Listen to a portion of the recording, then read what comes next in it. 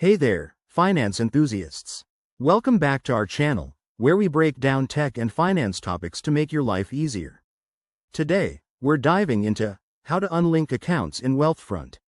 If you're managing your investments through wealthfront and need to remove a linked bank account, maybe you're switching banks or just decluttering your setup, this quick guide is for you. It's a simple process that helps maintain your financial security and organization. Let's jump right in. First things first, make sure you're logged into your wealthfront account on their website or app. If you don't have it handy, open it up and enter your credentials. Once you're in, head to the dashboard. It's the main screen where you see your investment overview.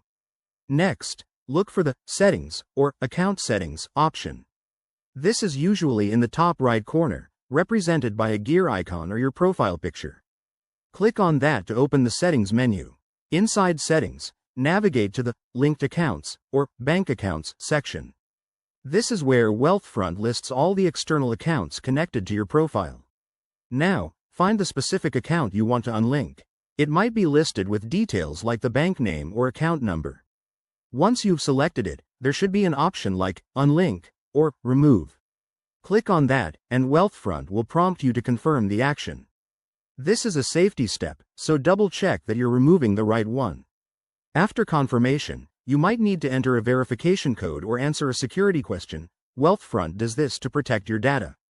Once that's done, the account will be unlinked, and you'll see a confirmation message on screen. That's it, you've successfully removed the link. Before we wrap up, a quick tip. Always review your linked accounts periodically to ensure everything is up to date and secure.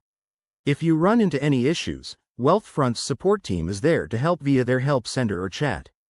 Thanks for watching. If this video helped you, give it a thumbs up, subscribe for more finance tips, and let us know in the comments if you have other Wealthfront questions. Stay savvy.